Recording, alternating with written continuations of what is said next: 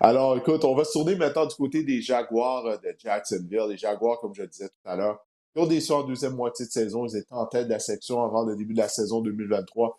Tout le monde croyait que Jacksonville allait terminer en tête. Ça a été une saison décevante. Mais tout d'abord, jetons un coup d'œil à leur saison morte, Samuel, si tu le veux bien. Les nouveaux venus, il y en a plusieurs là, du côté des Jaguars de Jacksonville. On voit recevoir de passe à Gabe Davis, anciennement des Bills de Buffalo, Mitch Morse, lui aussi qui est un ancien des Bills, c'est un centre. Mac Jones, ancien carrière partant des Patriots de l'Angleterre, rien de moins. Mais là, il est là maintenant à Jacksonville afin de seconder Trevor Lawrence. Qu'est-ce que tu as pensé de la saison morte, justement, des Jaguars de Jacksonville?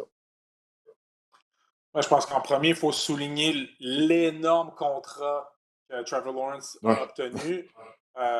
Trevor Lawrence, choix de première ronde, qui a connu une très bonne saison en 2022. L'année passée, ça a été beaucoup plus difficile, non seulement pour les Jaguars, mais pour lui spécifiquement. Euh, on, on- on pourrait dire, est-ce qu'il a mérité ce contrat-là? Je ne le sais pas. Je pense que déjà, quand il est arrivé dans la NFL, il y avait déjà un gros nom. Euh, et là, je ne sais pas si du côté des Jaguars, on se disait qu'on n'avait pas le choix. On se devait de lui donner ce contrat-là. Mais reste que il n'a pas encore joué à la hauteur de ce contrat-là et il va devoir le mériter ou du moins prouver qu'il en valait la peine. Ouais, Lawrence, je sais pas quoi penser de la saison qu'il a eue, Sam, parce que il a été ennuyé par des blessures, hein, il faut dire. À la fin de la saison, il s'entraînait même pas durant la semaine de préparation, à quel point il était carrément magané à la fin de la saison régulière. Mais souviens-toi, lorsqu'il jouait à Clemson, on disait de lui que c'est un carrière générationnel, que c'est le genre Exact. de talent qu'on voit à la position de carrière une fois aux 10 ans ou à peu près. C'est pas ça qu'on a vu depuis le début. Bon, oui, au début, il y avait Urban Meyer. Tout le monde s'entend, sa saison recrue, ça a été une saison perdue. Après ça, ça a mieux été lors de sa deuxième année avec Doug Peterson, mais on n'a pas vu de progression la saison dernière. Puis encore une fois, on a tout fait à la fin de bien l'entourer. On est allé chercher Gabe Davis. On a repêché Brian Thomas, receveur de passe anciennement de LSU, qui fait sensation au camp des Jaguars de Jacksonville.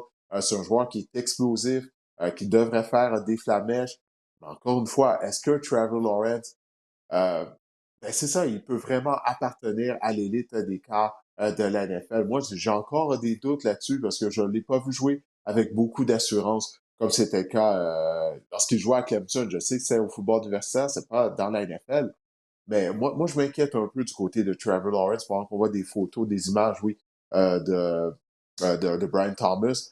Mais toi, qu'est-ce que tu penses de Lawrence? Est-ce que tu crois que cette année, ça va vraiment débloquer pour lui? Comme tu l'as dit, on lui a donné un gros contrat.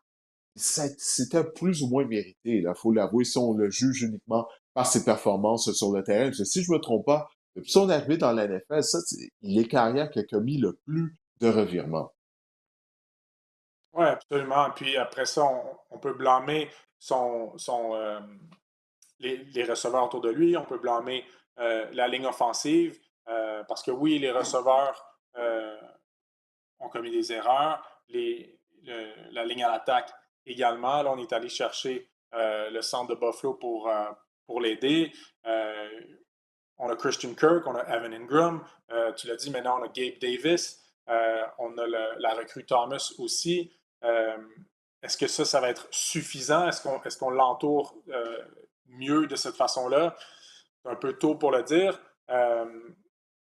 Gabe Davis, qui a connu beaucoup de succès à Buffalo, est-ce qu'il va être capable de nous donner les mêmes statistiques que Calvin Ridley l'a fait dans le passé?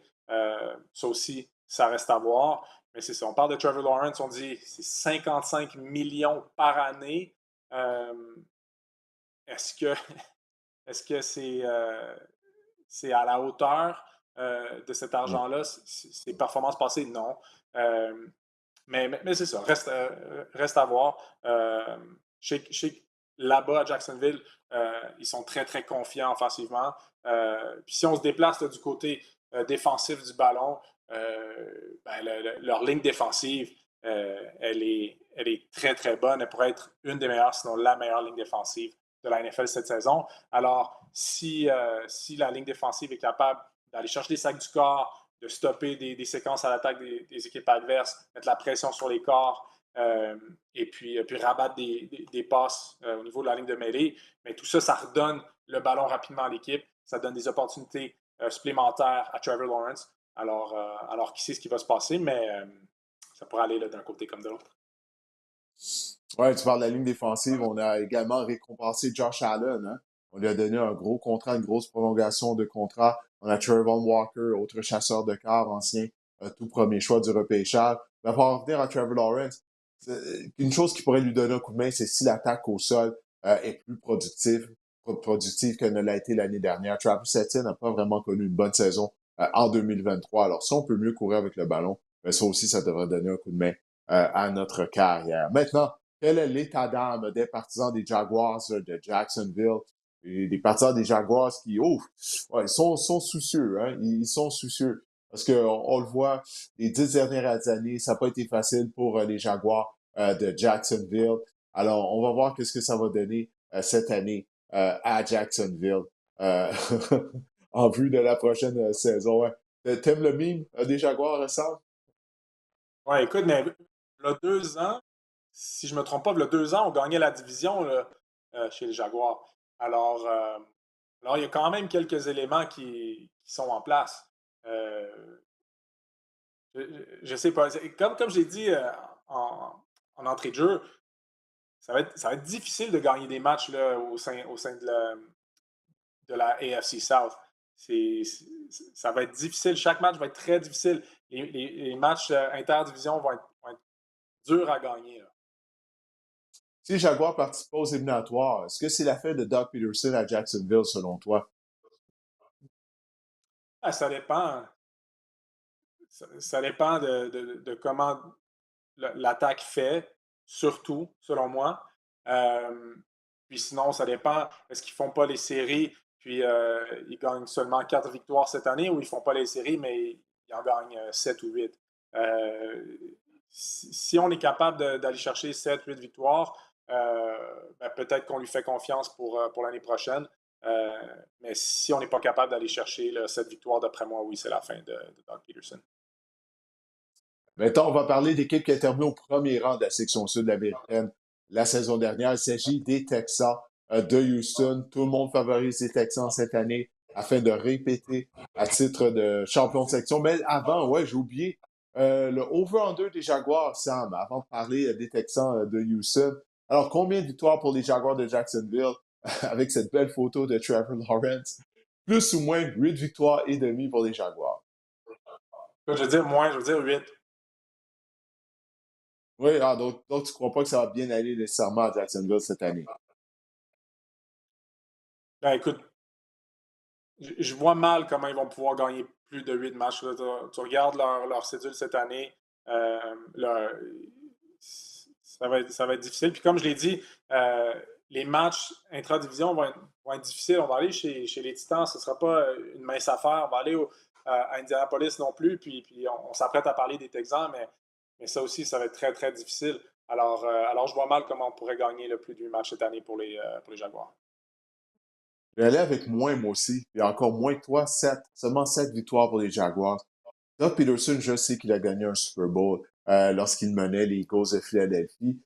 Mais quand tu regardes sa carrière, mis à part cette saison magique-là, tu sais, Doug Peterson, il a des ennuis en tant qu'entraîneur-chef. Je suis pas convaincu. Je suis aussi convaincu que ça qu'il est un excellent entraîneur-chef.